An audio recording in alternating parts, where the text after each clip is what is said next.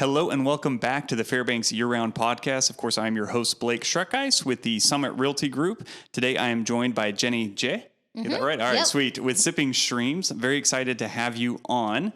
So I like to start all of our guests with basically, how'd you make it to Fairbanks? And like kind of a little bit about yourself. Well, I was born.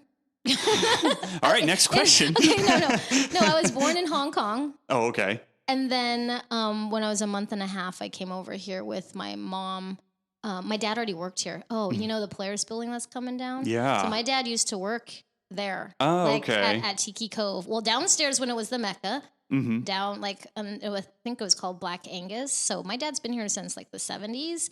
And he was a chef. And then when he met my mom, going home to visit his family, then they got married. And then we didn't come over until I was born. So I was only a month and a half. Yeah. And I came here, I think it was December.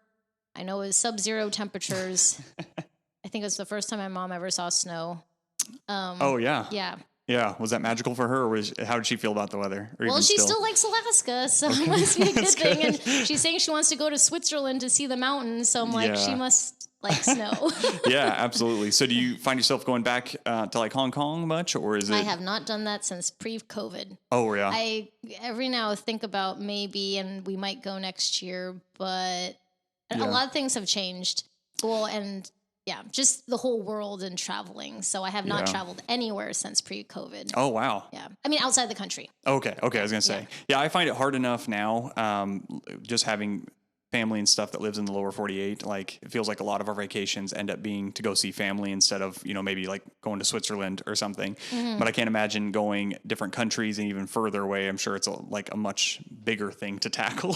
So it can be a little frustrating, I'm sure. Yeah. I just don't know what all the rules are with everything, the health rules and things like that. I guess I'll just figure it out. But it seems like places, well, especially China, with the whole political thing happening there, that's mostly like what we're worried about. Because our family is from Hong Kong, but we do have family in China. So anyways, that's part of it. And then I don't know what the rules in India are, since that was the last place I went before COVID, to visit tea farms there. Oh, yeah. But I mean, maybe it's not that hard. And it just seems like the whole world sped up. Well, maybe because we were slow for a while, right? During the COVID years. Right, and people going crazy. Now we're like going back to normal. It's like, oh my goodness, this is a totally different way of being for like 2 years of, taking it slower. So. Well, I want to talk about how Sipping Streams got started and stuff, but while we're on this, let's talk about your business during COVID. How did that change for you? So during COVID, that was the first time. A tea company, by the way, if you don't know, Sipping Streams. Sorry, I should have said that. Hey, give a brief explanation of everything you do. Oh, okay. So I'm a tea company here in Alaska, the world's northernmost tea company. The only place in Alaska that has a tea farm, an experimental tea farm. So we have that at Chena Hot Springs Resort. And so we're like the tea version of a brewery. Mm-hmm. Because we are a manufacturer, which most people don't believe, that we package, hand blend, hand bottle all of our tea, honey, and hot chocolate. So if you've ever had hot chocolate in the last 10 years at the Santa Claus house, that was made by us, because they exclusively serve hot chocolate that's made by us. I had no idea. Awesome. So we do more than just tea. Mm-hmm. We also do canned kombucha, but most people come into our store here in Fairbanks and they just think we're just like a tea house, like a tea shop. And then we have, maybe they won't come into the store because they think we're just a tea store, but we're actually a full restaurant, and we always have been. Mm-hmm. So this is our third move. We just moved over by the Bentley Mall. We moved the entire operations over there, but we specialize in tea education and tea culture. Mm-hmm. So that's what helps us decide what will be on the menu, because a lot of people go, this is kind of like a weird menu. But usually people from the lower 48, they get it. Yeah. Because there's more tea places in the lower 48. Yeah. And we have tea parties there also, and First Fridays, and hopefully I'll be starting in-person tea classes again. I just haven't since COVID. So since COVID, that was the first time, well, because we were also a store, we never actually shut down. Yeah. We were closed during, like, we were the first break-in, like the day that the governor said that restaurants had to close down. That was the morning that we had a break-in. Oh, and we were the first place in Fairbanks that had a break-in, and then several other bars and restaurants has had them happen over and over again. Hmm. But we just did online sales. Our online sales did great. They helped us stay in business. Our wholesale plummeted, Yeah. because everybody else is not really having their stores open. Yeah. And that was the first time I stopped my side hustle. So for about 15 years, I was working multiple jobs at the same time as running and operating my store and the wholesale side and my staff and everything. So I used to be a high school teacher, and before then I used to be an athletic trainer. And so when I started my company, I was a substitute teacher at the same time. That was my side hustle because I could work anytime I wanted to. And so during COVID, I just had to keep turning down jobs over and over again because I didn't know if I worked in person. Some classrooms, like special ed classes, is usually what I did. They would be in person still during COVID. And I was like, I can't. What if I make my staff sick? So it was a very interesting time, but it was the time when we actually flourished. Yeah. Because it was the first time my business of probably about 15 years at the time, 15, 14 years, actually got a business loan. I've never been able to be approved for a business loan. I never owned a house, and that's all the banks wanted. And all the years of being in business and being profitable, I couldn't get any leverage for my company. Yeah. And so that was the first time I took all the loan money I could. And that's how we were able to springboard our company. Yeah. Awesome. Yeah. There's a big change too from doing it. I hate to say part-time because you were doing it full-time. You just had side hustles as well. But when you can focus 100% in, it does change things. I always think of, I may have told this story already, but I started working in real estate at the same time another lady got licensed, and she could only do it part-time, or she had decided to do it part-time and did okay. And I was in full-time and I did pretty well.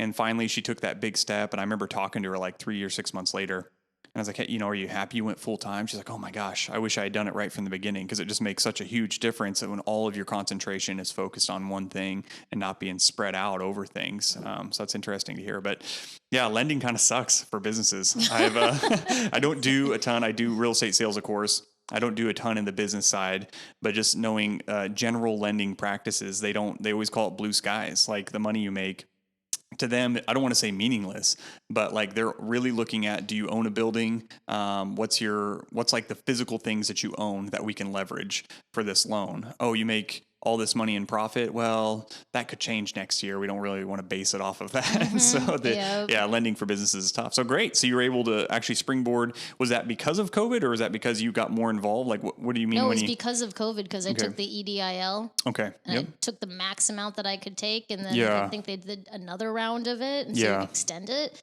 And I was like, this is crazy. I've never had to use this much capital before. Yeah. But I already knew, because it was like on my wish list for years, what type of equipment or machinery, or, just streamlining the flow of the supplies coming in. Like being able to buy larger amounts at a time, so the shipping wasn't crazy, because we are in Alaska. That eats up a lot of your cost of things, or your profit margin is shipping things up here. Yeah, absolutely. Well, that's great. Well, we always talk about, I have a buddy, and we're saying it facetiously. Nobody is wishing for COVID or anything, but he says, thank God for COVID. He has so many COVID blessings that, and that can be one of them, where it's like, hey, anytime something hard and bad happens, I always try to remember this is when a lot of opportunity will also rise up. For whatever reason, that's just how it goes. Hard times is when opportunity is the most evident, I'll say. So, again, not that we always want hard times, but it's a good thing to look out for that stuff. So let's back it up. So you talked about being a teacher. You talked about being a, physical therapist. Athletic trainer. Thank you. I was thinking physical therapist. Yeah. So, and we discussed a little bit before recording here, but how did those things lead you into what you're doing now with Sipping Streams? Oh yeah, my parents, they owned a business before, like a restaurant, and like I mentioned before, my dad was here during the pipeline days and worked at that Polaris building that's being torn up. I remember being on the very top floor as a kid, sitting on a barrel of rice, looking down at First Avenue's traffic. So it's kind of like, the building's gone. I remember going up like the elevator in that building when I was a kid. Oh man. Is he pretty sad about that situation, or is it like, it's time to come down? I don't know. I mean, I was like, hey, Dad, you want to go walk by the building and go look at it? And he's like, nah. But I mean, he is kind of old. So, I mean, he can get around and he's very active in this community with all of his friends and stuff. But I think is like, it's been abandoned for so long. Like it needs to come down. Yeah. I think that most of the frustration is the fact that it has been degraded so far, not the fact that we have to tear it down, you know? So, But so I didn't have necessarily a business background other than my parents, you know, did different things like worked at the farmer's market. So apparently my mom told me that I've been helping out at the farmer's market since I was 4. And I was like, oh, pretty much my whole life then. Yeah. And so I guess I do have like these entrepreneurial skills, but when I was a kid, my parents were like, don't ever own a business ever. And so that's why my degrees were in athletic training and physical education teaching, like nothing in business. And so when I came back from college, the physical therapy clinic I worked at, everyone was saying that I should open a tea company. I said, well, if I do my own business, I will not be working here. I will not be helping with the patients. And then I quit that job. I taught English in Hong Kong. And then I came back and then immediately got offered another job because I was talking to you earlier, like I'm highly employable. Like everyone wants to hire me because I have a lot of random work experience. Yeah. So then I was hired as a teacher. And in that school, they had me design a semester-long class on tea. So I did that. And then the parents kept encouraging me saying, you should start a tea company. And I'm like, well, if I do that, I won't be teaching your kids. And so I actually got laid off I was told I was getting laid off while I was handing my airplane ticket to the customer service agent, getting on the jetway to go to visit tea farms in China. Like I was on the phone with a parent that was telling me this. Then I sat in my airplane seat and I was like, well, I guess I'm doing this. And it was a very private school, like a small private school. So from 11 kids to 5 kids. So it was like, there just wasn't enough money to pay another teacher. So it was practically by then almost like a homeschool co-op, you might say, like a really small school. So that's kind of how I got, walked into starting like a tea company. So I imagine at the time you were excited to get something new. I feel like something new is always exciting, but what was the stress like for you? Was it a concern or you're like, it's going to work out? The peace that passes all understanding that they talked about in the Bible. I don't know if you know that quote. There's like a scripture that says that. That's exactly what happened. And I am a huge worrier. I'm a big planner. I set goals. My whole life has always been like this. I need to plan it out and then I execute. So for me to sit down and be completely at peace and go, I guess this is what I'm doing, whatever this means. Yeah. It was really different because that's what I was thinking. I was like looking around while I sat in my airplane seat. I'm like, this is weird. I should be freaking out right now. Yeah. But I'm not. Have there ever been times throughout, so you've been doing this, you said 17 years, is that right? Or 17 years. Where you've thought this was a huge mistake, or has it always been like a blessing for you? Oh, no. There's many times that I would be like crying on my carpet in my living room going like, why is this happening? But never was like, did I feel like I wasn't supposed to do it?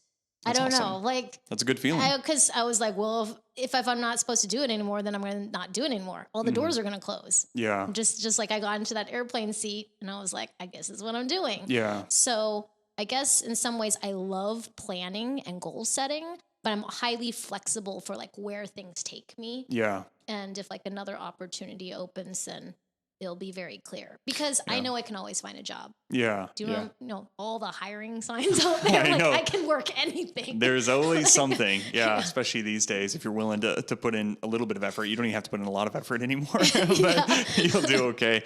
No, it's interesting that you had so many people asking you to do it because this is something that I've talked about with a lot of people that, being an entrepreneur is, seems flashy and exciting. And a lot of people want to start their own businesses or whatever, and they're looking for that thing.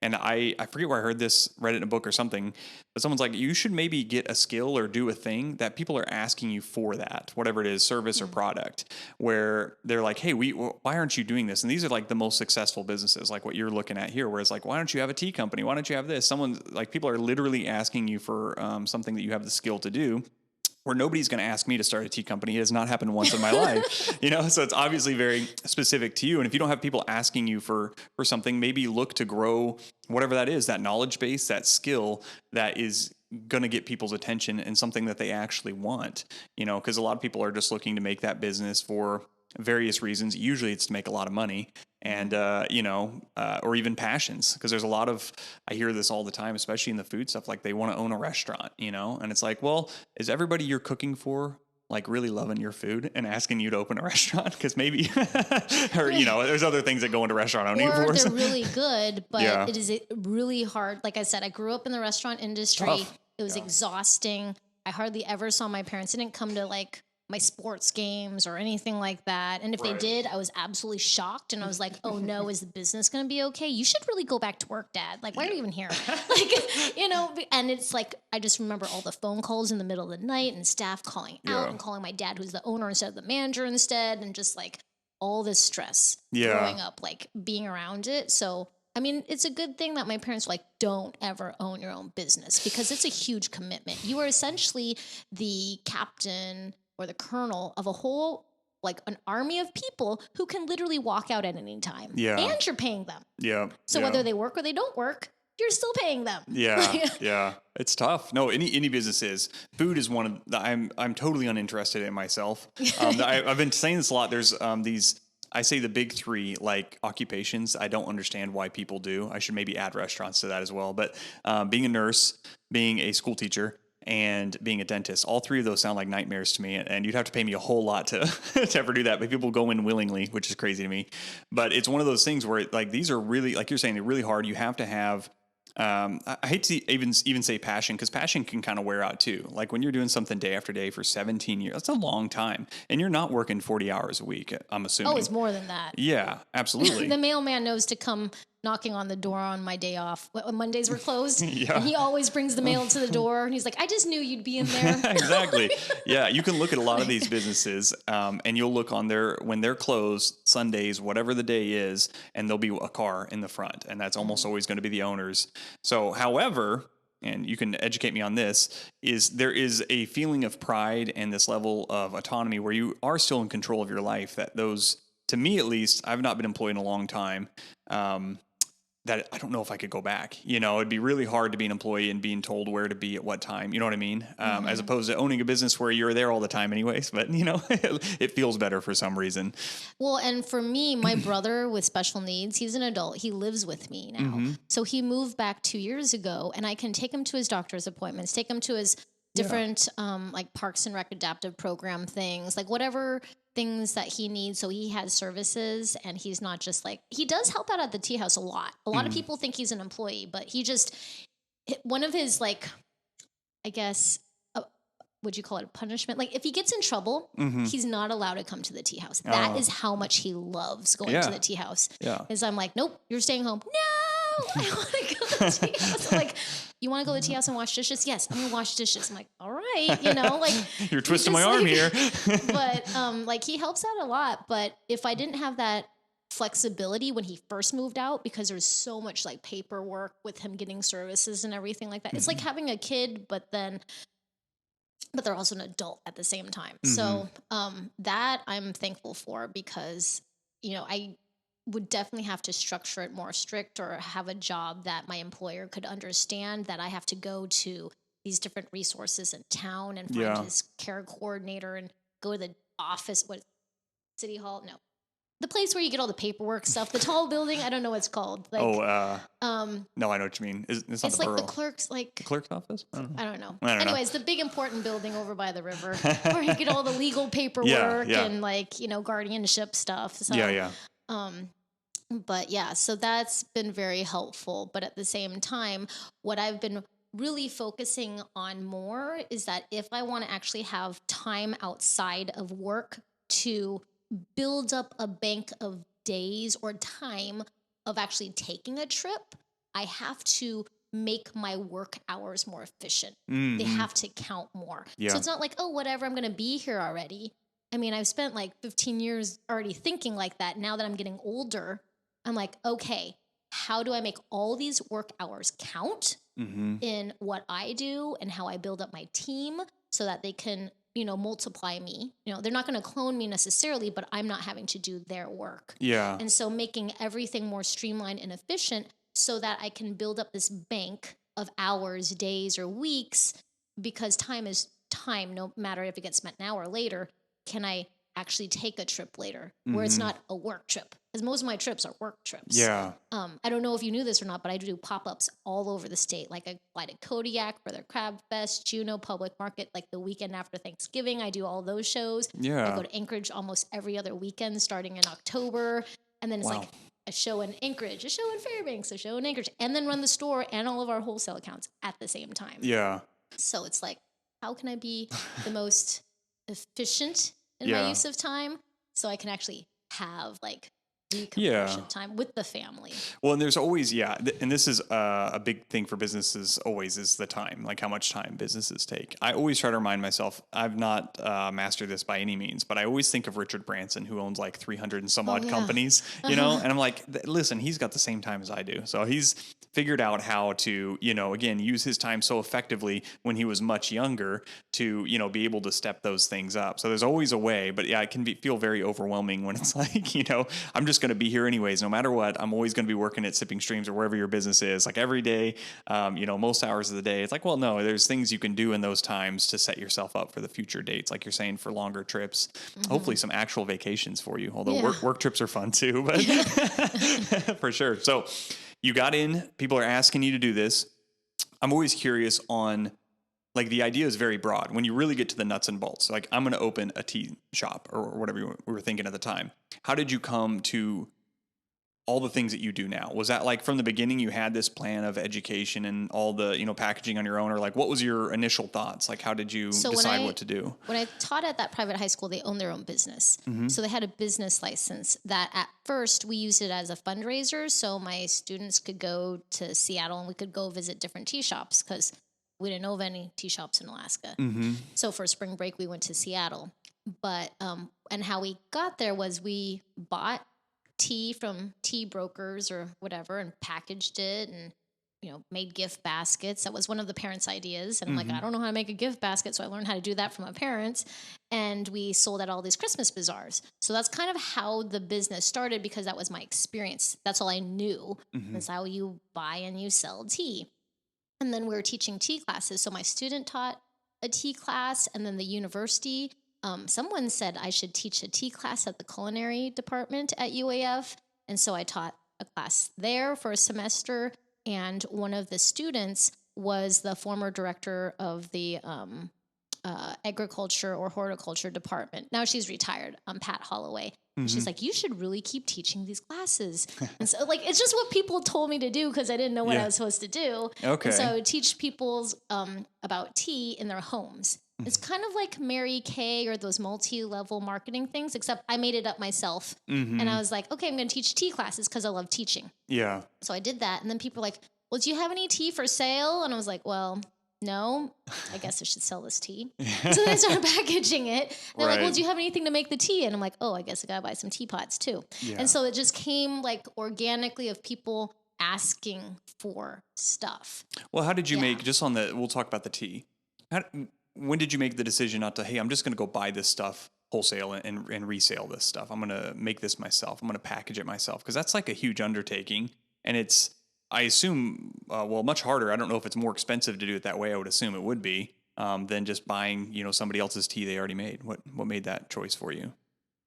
I don't think it was ever thought of, actually. Now that you're saying that, okay, so I didn't start off with like 60 teas. I probably had like 5 because I don't know anything really about business. I don't know much about retail. That's actually one business I never worked in growing up, was like retail, like in a box store. Like I sold at the farmer's market, but we only sold the vegetables we had. And then I made like little arts and crafty things, but it wasn't things that I thought I had to do. Yeah, like merchandising and things like that weren't ever thought about. I mean, I didn't even know how to merchandise until I opened a shop at Pioneer Park, and my ex-husband was like, you need a merchandise. And I'm like, what does that mean? Like, there is merchandise. It's on the shelf. No, that's not what the word merchandise means. I'm like, oh, what does that mean? Yeah. And so I didn't know like how you face the shelves or anything like that. So the blending of the teas, that was part of actually Pat Holloway's idea. She gave me this book about these plants in the Northwest. And she said, you should pick these local Alaskan botanicals and make some blends. Mm-hmm. And my mom and I actually did that as a side hustle when I was a kid for another tea company in Alaska when I was really young. And we'd go and we'd meet these people and then sell them all these dried plants that we foraged because they were specific of what they're looking for. But they had never done fireweed. So she said, there's fireweed everywhere. You should do fireweed. I'm like, okay. And then so I just took some of that and I blended it with some cranberries because we are like addicted to berry picking. Yeah. So I was like, okay, I'll blend it with that. And that's how the Arctic Bliss was created. And then someone told me shortly after I made that blend, someone told me that there was a North American Tea Championship. I was like, sure. It's only $250. I'll enter it with this blend. And then I won. Hey. Third place. Way to go. So yeah. it's really not that I thought about blending. Mm-hmm. It's just someone said, you should make a blend with Alaskan stuff. And then I was like, hey, I can enter this contest. Yeah. What am I going to do? Lose? Like, whatever. Yeah. So, I'm noticing this trend where you're just kind of going for stuff, you know? I mean, not a lot. I'm not overcommitting. I just don't even know. Yeah. I'm not trying to like go full force and invest all this money because I don't have all this money. And I just try a little of this and a little of that. I'm like, oh, I guess I should really start doing this more. Yeah. And then people are like, wow, Sipping Streams like won this contest. And because of the media team that the World Tea Expo has, then you get put in all these like magazines and stuff. Yeah. So now I'm recognized as a brand. Yeah. Quote unquote brand. Yeah. And so I'm like, okay, You're I big guess time I'm now. gonna keep blending my own stuff. And Yeah. it just grew from maybe 6 teas to maybe 12 and just double. But we're at 60 and I'm not gonna make any more. Yeah. Like now we just like rotate out things experimentally. And I was told many times when I had been to the World Tea Expo, all other industry leaders say, you're not a real tea shop unless you have over 100 teas. And I would think to myself, I was going to drink all 100 different types. Yeah. I'm not. Mm-hmm. If I'm not going to do it, I'm not going to keep track of 100 myself. Mm-hmm. So that's why I've kept about 60. Yeah. Because they can just go somewhere else. If you haven't ever Googled tea or There's a few places to options. buy tea, Yeah. it is extremely saturated market. Yeah. Yeah. So I'm not here to like compete against everybody else. Well, and there's always two ways to look at it too. I always bring up my favorite burger place like ever when I live down south. You go to their place, they make burgers, fries, and milkshakes. They don't make anything else. And their burgers and fries and milkshakes were excellent because they didn't feel the need to do all these other things. They didn't have onion rings. They didn't do all the other stuff, but they did it right. And they would just keep honing that down better and better. You'd watch them take a potato and not shred it, but turn it into fries right in front of you, right into the fryer. Like, oh my God, this is awesome. So there's something to be said, and there's both ways to go. But yeah, again, at a certain point, like the logistics of having 120, 200 different styles, like you said, you wouldn't even remember, what you have at that point. So, I'm like, I yeah. have this back here in the Yeah. shelf. How many years has been like?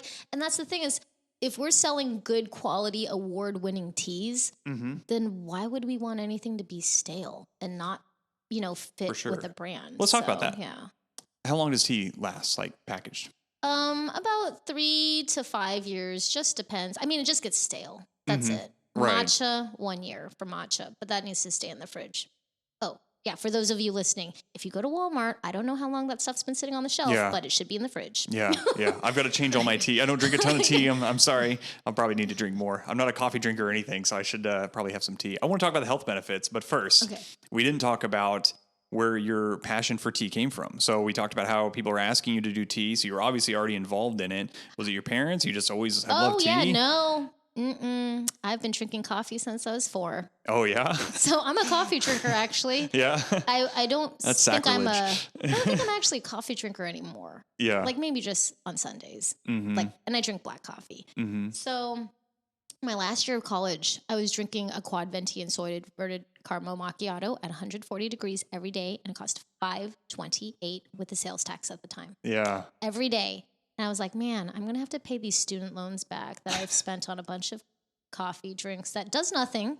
Quad, right? It's 4 shots, nothing. Like I was drinking it at first to like, stay up, but I was like, I need to stop drinking coffee. Maybe if I stop drinking coffee, then it'll actually start to work again, the caffeine. Oh yeah, that and a 2-liter bottle of Mountain Dew. Yes, I used to be a big Mountain Dew drinker. Now when I drink, I'm like, I don't know what I was thinking. But so I just stopped drinking caffeine, quote unquote.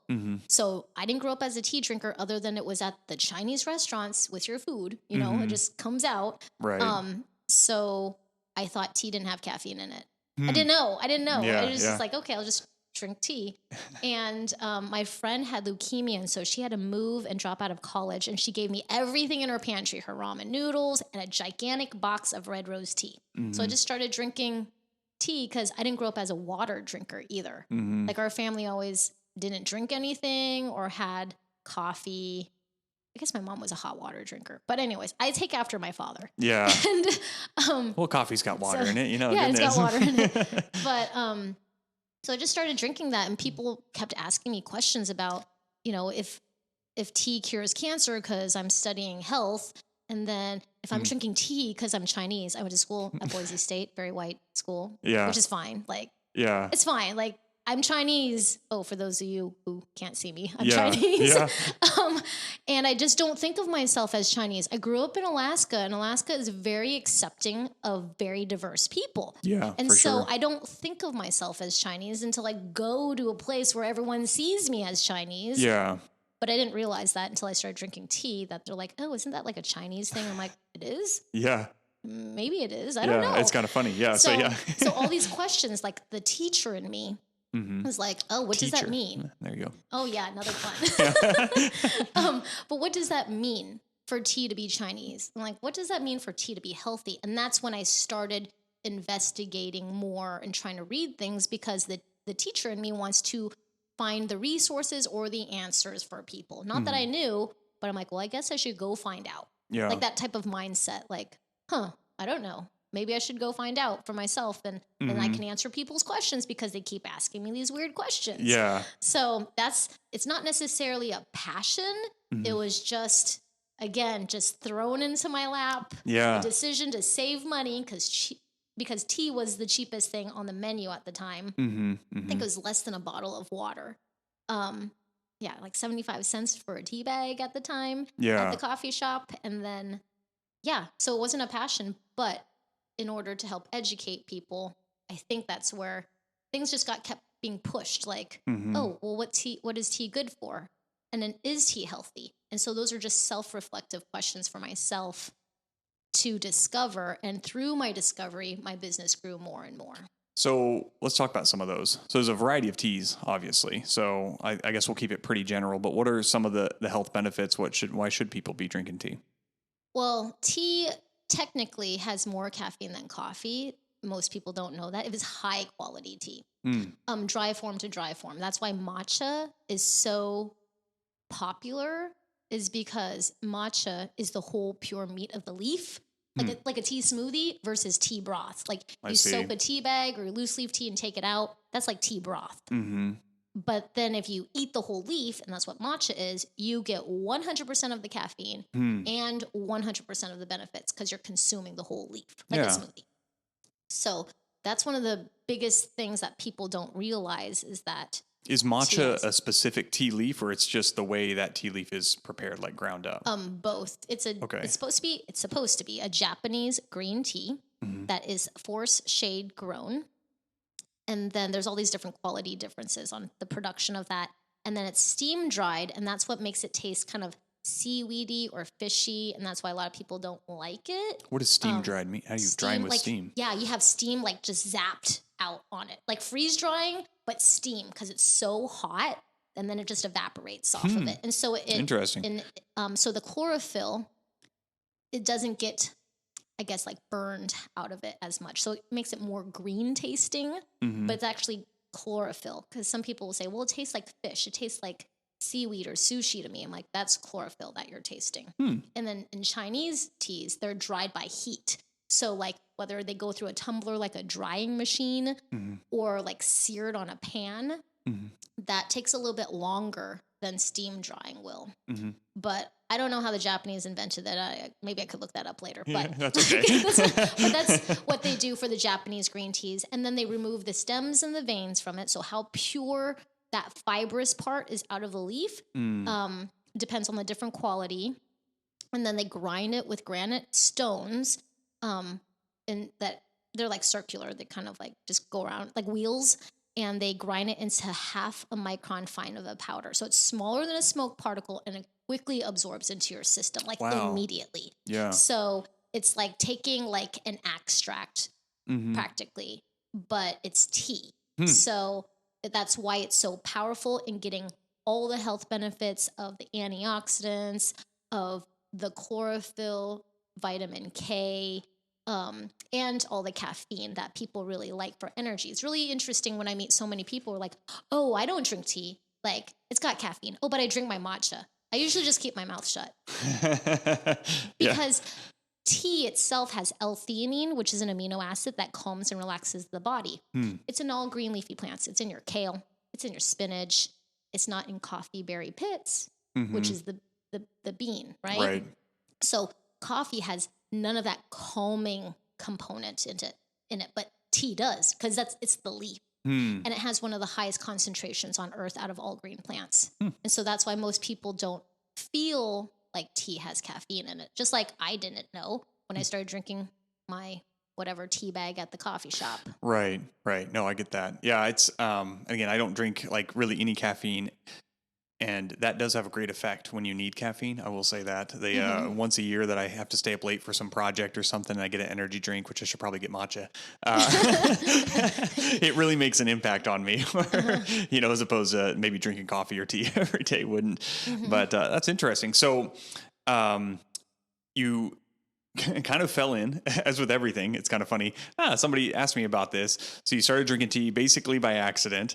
You started learning more about the health benefits, and then that just stuck with you until where we were. You were getting people asking you to open a tea business because you knew so much about the benefits and the tea. Jenny knows everything about tea. I'm like, wait, I don't know everything. I'm just trying to look this up right now. I'm trying to figure it out.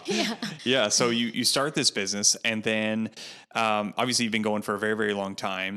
You've gone through a lot of business growth, business issues that you run into, and we were talking a little bit about being an employer, so having these employees and stuff. So when did that start immediately? Did you hire immediately, or were you going solo for a little bit? It's probably my second year in business. Okay. I had a little shop at Pioneer Park. Those two of my high school students that I had. And then this other lady who answered an ad. I don't even remember if there was Craigslist at the time. I don't even know how she found out about the job. But I had 3 people that summer at Pioneer Park. Yeah, that's a big deal.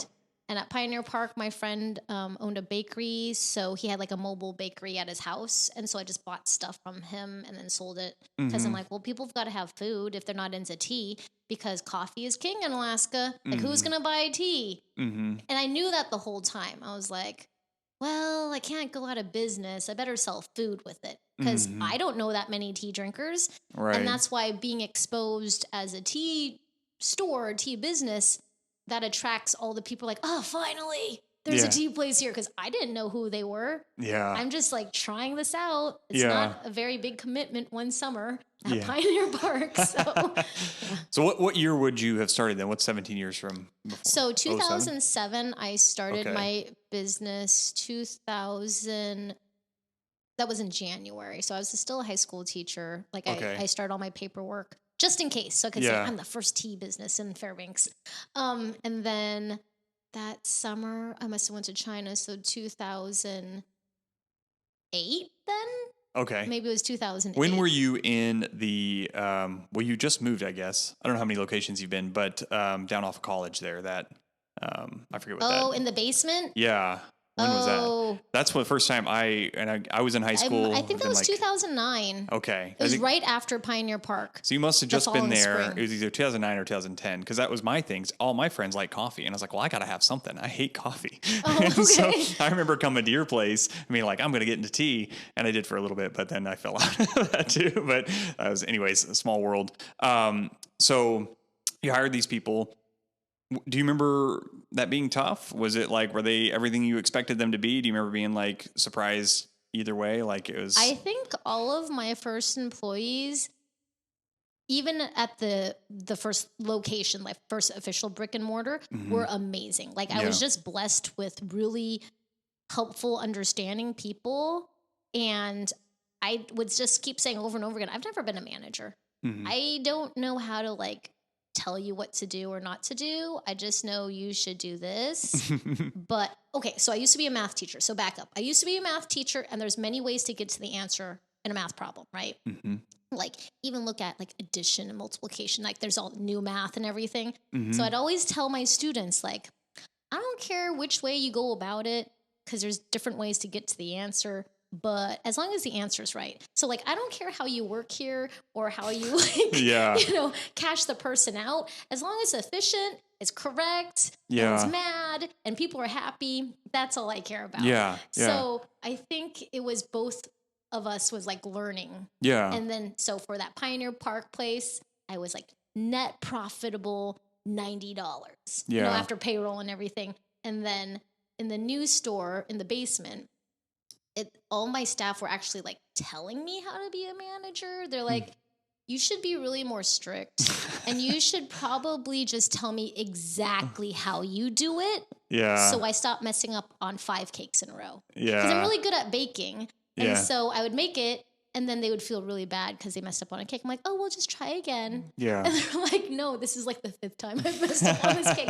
You just need to tell me exactly how you want it. So through them, I've learned how to be way more strict. And that's when I started understanding like company or culture, like dynamics of like when employees don't want to work around another employee, and how me being too free with how things are, that people can get away with things and other people end up doing all their work, and makes the other people resentful. So, I mean, I didn't really know those, because I can definitely be a worker at any job. You just tell me what to do, and I just, you know, put my blinders on and I do my job. So I just knew growing up I didn't like drama. So I had to like start changing the way of being, you know, an owner manager would be with them. But yeah, those first couple of years were great because I had amazing staff. Only a few not so great ones, but I still cared about them, like as if I was like their high school teacher. Like, like, oh, I'm so sorry, this is not going to work out for you. It's tough. No, because I think a lot of people think when you're hiring this person to do this job, and even if they are doing that job, they're a person, so they're doing a lot of other things. They're existing, you know, they're being people there, and you're with somebody a long time. A lot of times who you're working with, if you're doing an 8-hour shift next to somebody, you're with them more than anybody else in your life. And people don't think about that. I used to work with my grandpa, and I was laughing with my wife. I was like, I probably see my grandpa more than I see you. She's like, yeah, that's true.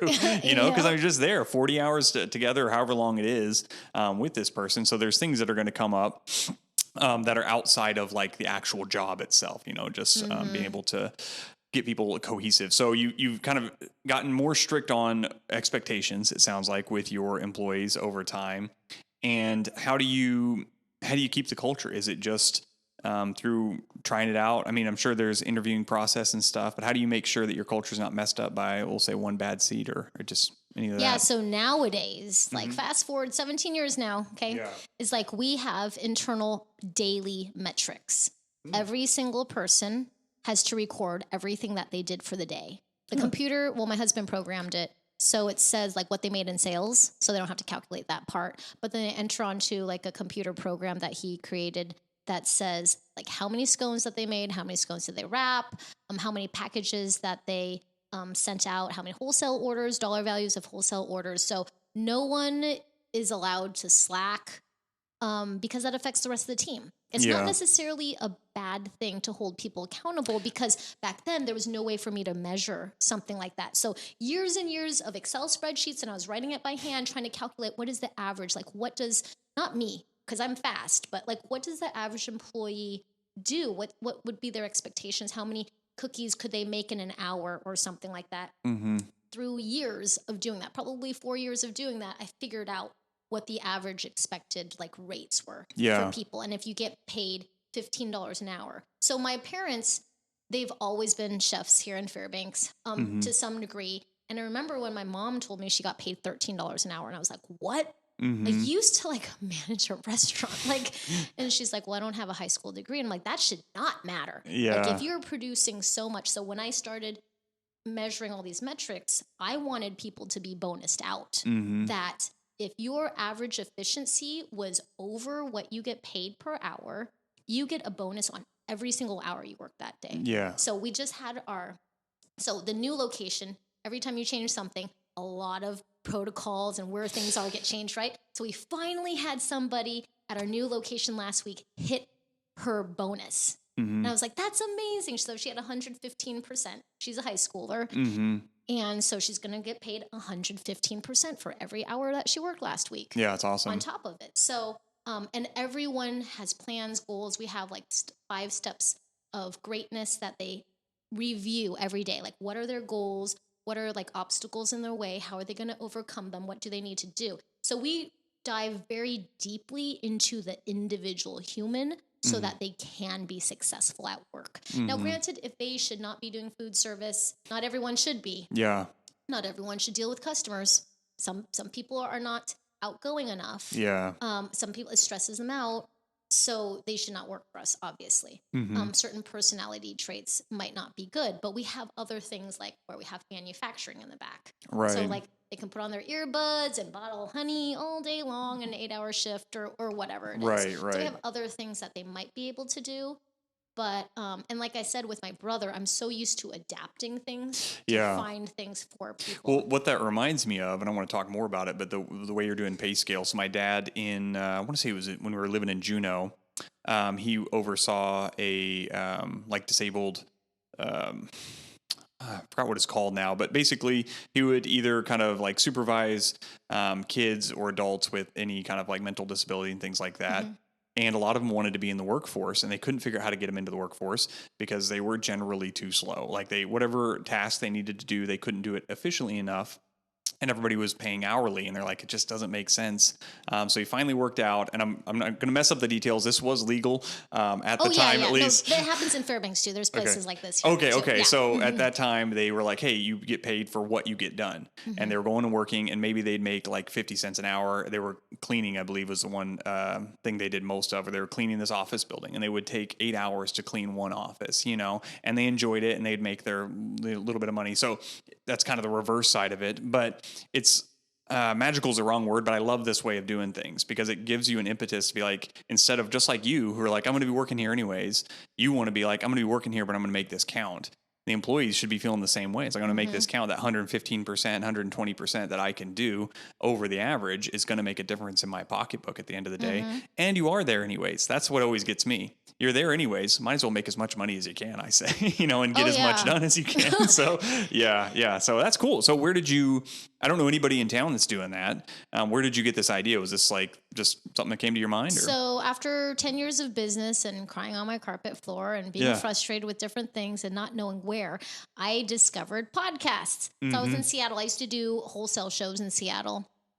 And because tea wasn't big yet here in Alaska, so I was like, I got to take my business outside the state, find wholesale customers outside. Yeah. Which is kind of weird such early on in the business, but I was kind of like too ahead of Fairbanks at the time. Yeah, no, you get it. So your market's only so big, and if it can't support you, you got to find another market. Yeah. So then, commuting from Everett to Seattle, I was like, oh, I have an Apple phone. Like, what's a podcast? Oh, I can Google, like, look up business on the podcast, and that's how I found my business coach. And she's all about metrics, but she also worked for a Fortune 500 company for 8 years and was promoted 8 times in 7 years to be VP of this company. So.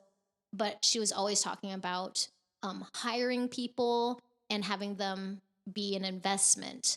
And it's not about like you're mad at them or you're mean to them, but like if you can show them the proof or they can show you data back, then it shows the value. And then it's a win-win for both sides. Yeah. And so you're not just like floating like I did in the beginning. I'm like, that's okay. Yeah. Just try the 6th cake is the winner, maybe. Like, for sure. So I was like, and so, but I could understand their frustration too. And so now pairing that with the company's mission, which is to help people grow to know who they are, which is like, we bring that up every staff meeting. Like, what is the company's mission? are you aligned with the mission? The mission is to help internally our staff to give to the company, and the company also returns and gives to the staff. Yeah. Like it has to be a mutual relationship. We both win. It's not like you're just coming here to get a paycheck. We don't want anyone's mindset to be you're just Yeah. coming here to punch in the clock, because it's going to show in your customer service, and it's just going to Yeah. leak out like who you are or how we're like dragging you down. Like if you don't like being here, don't be here. Yeah. So Reminds me a lot it's of so Andrew Carnegie back in whatever early 1900s, late 1800s. Are you familiar with Andrew Carnegie? yes, I think so. Okay, yeah. So his whole thing was, I'm trying to outpay my workers as long as they're trying to outwork my pay. And that's kind of that similar idea where it's like, I want to pay you more than you're worth, and your and your employee says, no, I'm trying to outwork what you pay. And so he had some of the highest paid people in the industry because they kept doing more and more and more for him. And he was like, oh, I'm trying to pay you more and more. And he's like, he couldn't keep up with what the value they were bringing in the business. And that's an important thing I think a lot of employees forget is like, hey, if you're going to do the minimum, that's where you're always going to be. You're going to get bottom of the pay scale. You're always going to be doing that. Whereas if you're trying to push the limit and become more valuable to a business, there is a point where a business doesn't recognize that value and maybe you need to move on or whatever. But it never hurts, again, especially if you're being paid by the hour. It's never made sense to me to not give it all you can while you're there, and if that ends up not being a job that respects you and the value you give, hey, you can move on, but you have a great history of doing things well and above what's even expected of you. But anyways, sorry. Yeah, I and cut in even there. like with the tips too. Like, so I've had like 15-year-olds that got paid like $30 an hour before. It's just like insane. I'm like, I remember one of them, I said, do you know you get paid more than a teacher? Because I was a teacher. I'm like, you Yeah. get paid more per hour this week than a teacher does. Yeah. And I don't feel like resentful, but I'm just like, do you understand what that concept means? Yeah. Because they're a kid, so they understand like they have to see a teacher every day. Yeah.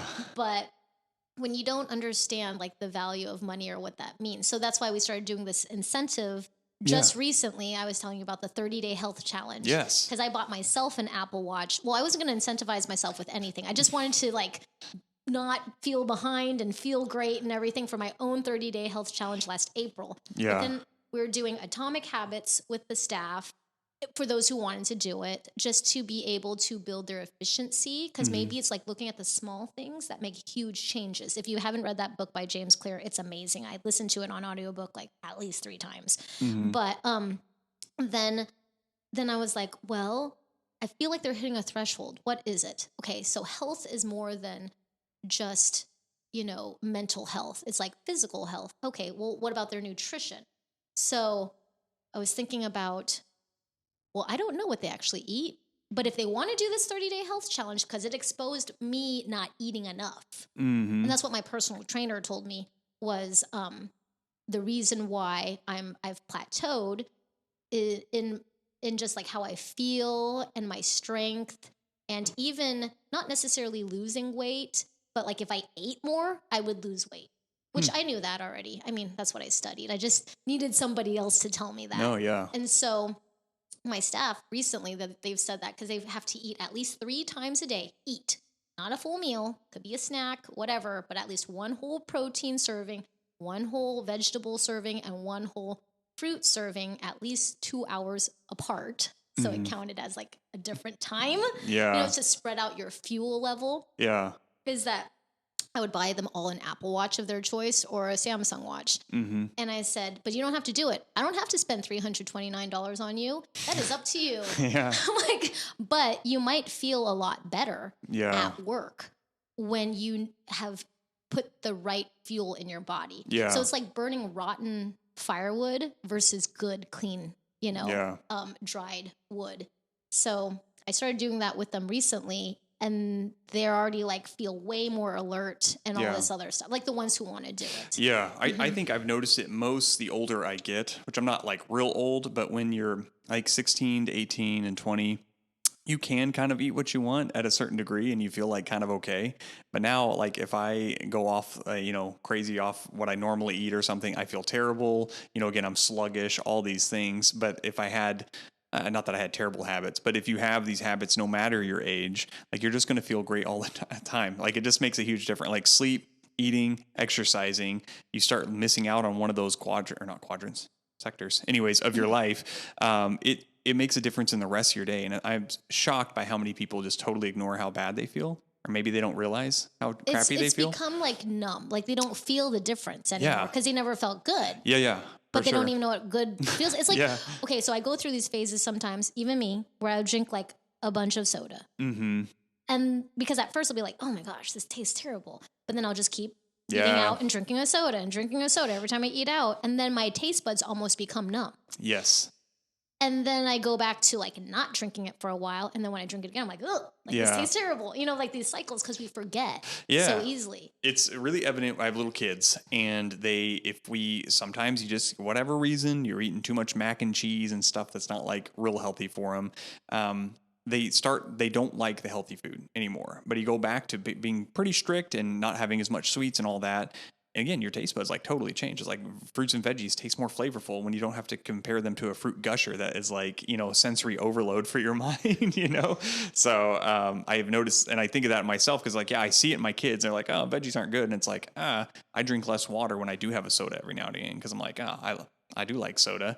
And I don't want to have a water or whatever. But then when you're, only drinking water or, healthy drinks, I should say, those are the things that taste good to you. And you're like looking forward to it kind of deal. I've met so many people who don't, like you were saying, they weren't real big water drinkers, which is just crazy to me. But I've met some people who like soda, like literally all they drink. They're like, oh, the thought of drinking water is disgusting to me. Like they just won't drink it on its own. I'm like, oh my God.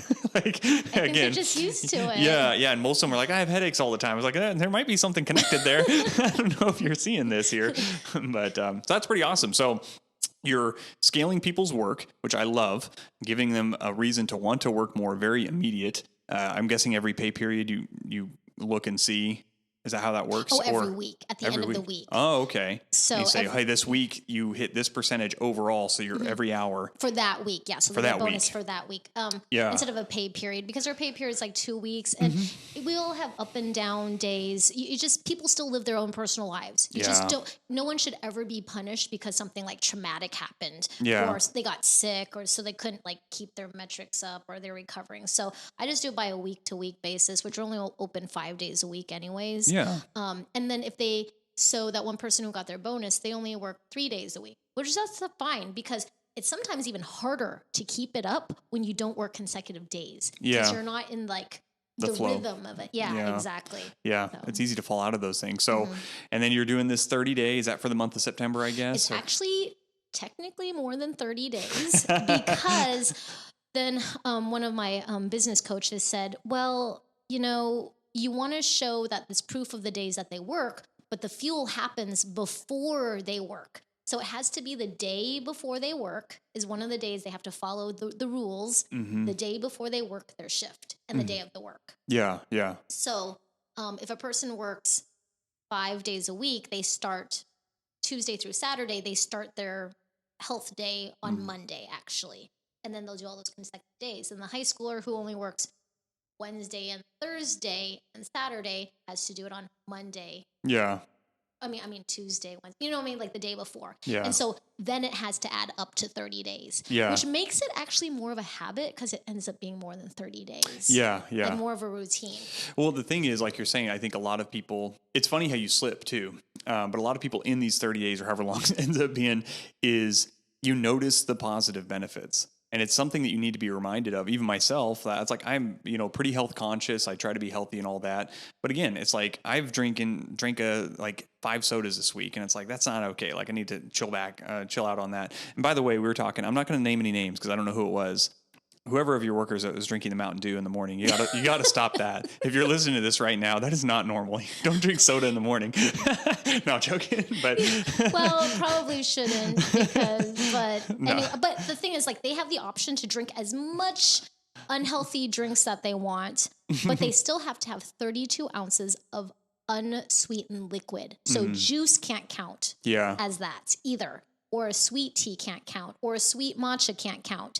So then that means they have to fit in that much more fluids. Yeah. Which I'm like, if you want to go ahead, drink, a 32 ounce thing of soda, but did you fit in your 32 ounce? So then they kind of have to choose because they're like, I only have so much time. I can chug the rest of this like water down. Yeah, peeing all the time. And, yeah, exactly. Exactly. But they have made some amazing observations at work, just like talking to each other about how much that they have noticed things change at home and what different micro goals that they've wanted to modify for themselves, which I think is like awesome that's happened organically. Yeah. Because I just had very basic things where anyone could achieve it as long as they wrote a plan down and executed that plan. Yeah.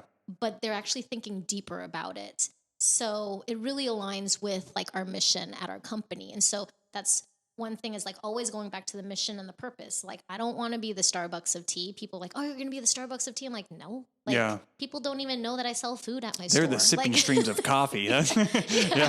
So, Yeah. but yeah, so it's just really interesting of how throughout these years, finding more people who are aligned with us and not because of how much we pay, but because of what they want out of life. Yeah. And I feel like that's the most fulfilling thing for me is being a positive influence in people's lives. Well, you were just telling me about, and this is shout out to Keith Bartouche with SaniCan, because before we were recording, we were talking about them. And you're like, yeah, I've talked to at least 2 people that have quit their job to go work at SaniCan, which, as a reminder, is delivering and cleaning out porta potties, which is not a glamorous job because of Keith's leadership or whatever. It sounds like it's a great place to work. So there is a lot beyond getting paid. Everyone thinks you're going to a job just to get paid. And yeah, you probably wouldn't work if you didn't need the money, but there is so much else that happens again at work, being a human surrounded by other humans, that, you know, money is important.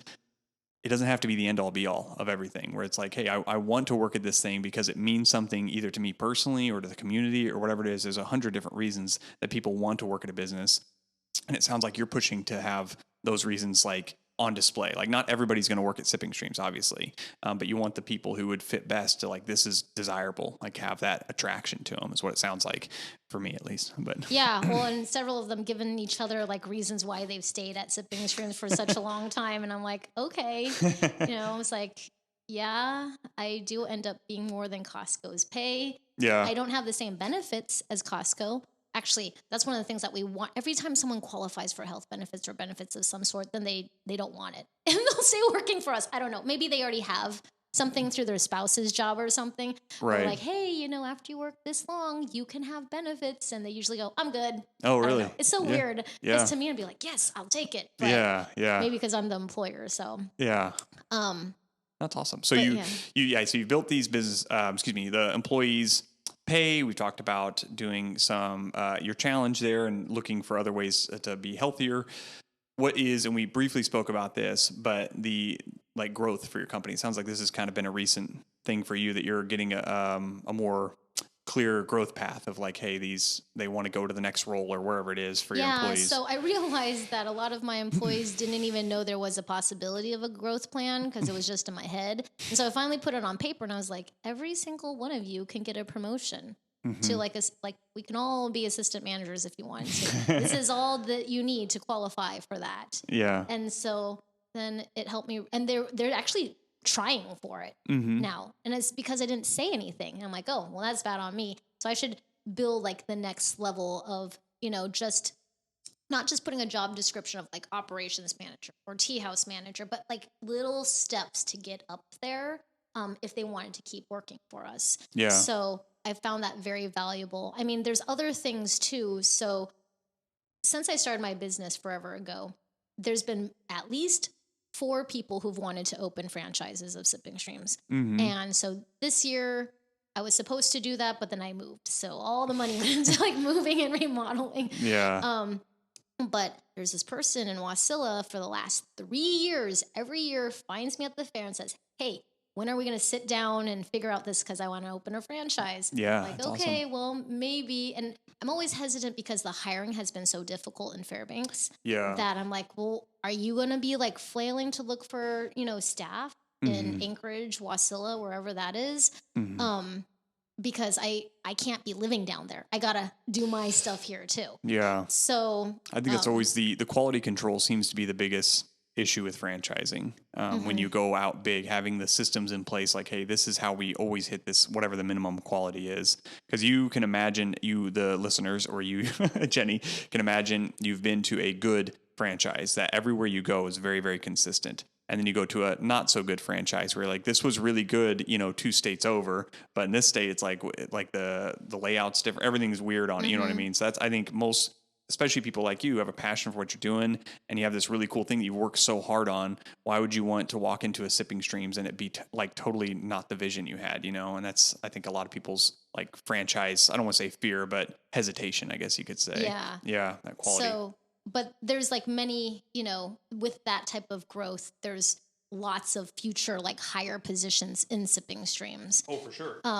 So there's lots of potential for growth. I mean, even just someone like managing all the wholesale orders, like we tripled or quadrupled our wholesale this I was going to year. ask about wholesale. So you package your own stuff up. You're seeing Sipping Streams like across the country. Like where are you shipping at mostly? Oh yeah. Well, a lot mostly is in Alaska, but there's places like in the lower 48 too. Yeah. Like mostly through fair.com or just people who find us. And there's even like the Ritz-Carlton in Georgia has our bubble tea kits. There you go. Some places in France have some of our products too. Like That's in their awesome. stores. I'm like, that's so weird. Do you find But that this wholesale side is more of your business or is it still the local? I would say it's almost 50-50 right now. Oh, That's cool. how much it's grown. Yeah. Yeah. And I know people all the time here in Fairbanks are like, you guys make this stuff? I'm like, yes.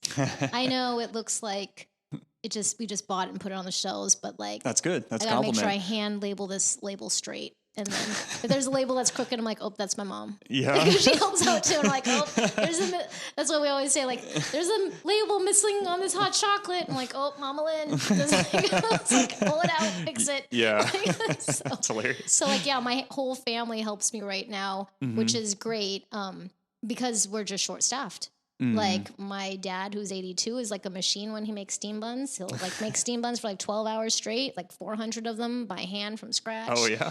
Goodness. And so there's going to be a point when he can't do that anymore. So we got to like plan for that. But yeah, my mom, she's usually packaging all the stuff because the staff are working the front of the house. Where at our old location, when we weren't as busy, they could do both. Like they had more downtime. Yeah. But that's pretty awesome that the staff can still hit over 100% without just doing stuff in the back end. Yeah, that's awesome. Yeah, so you've had the move has given you a lot of extra business just because of location, or Yeah, okay. just it doubled instantly. Oh wow, that's It great didn't to hear. quadruple because my rent's quadruple, but we Are you listening, landlord? No, that's okay. I mean, we love these landlords. Yeah, So yeah, I'm like joking. everything has been great in this place.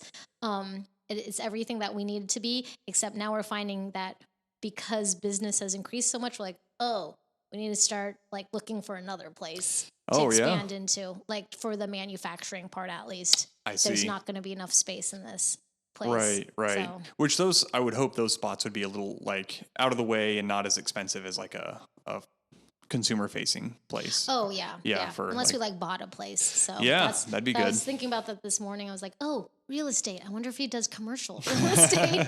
I'll help you out however you need. Don't worry. But yeah, no, that's awesome. So I think we've covered most of it. Oh, this is totally out of the blue. I just wrote a note because I was thinking about it.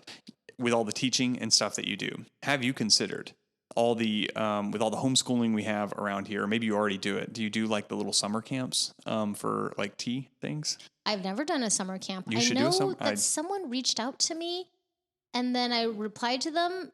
And then I don't know, I think it was like on Facebook. So I don't know what happened to the message.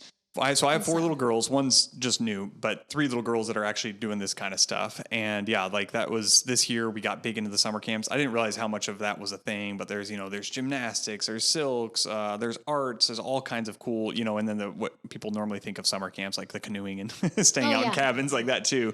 But yeah, anyways, when you were talking at the beginning of the conversation about teaching and all these things that you do, I'm just saying it would be an idea. I don't know if it'd be a huge moneymaker for you or not, but again, I think the homeschool community is really great here. And one of the big reasons is the fact that you basically get paid to do it. And so there's like this huge amount of capital that's flying around where it's like, oh, we have this money that we need to spend on education for our kids.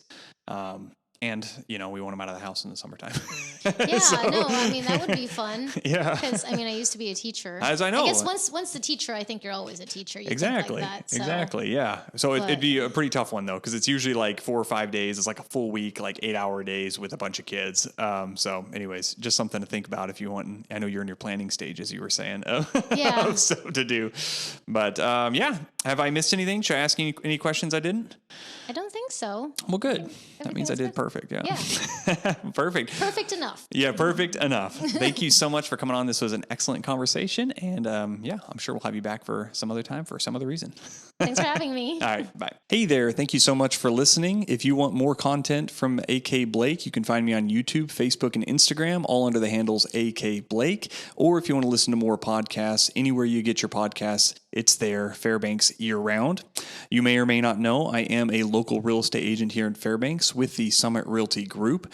So if you like what I'm doing and you want to move to the area, you already live in the area, or you're looking to invest further into real estate in the area, you can reach me. Probably the best will be either my website, akblake.com, my email, blake@akblake.com, or my phone number is probably the fastest, 907-651-8356. You can call or text. Thank you so much, and I'll see you on the next one.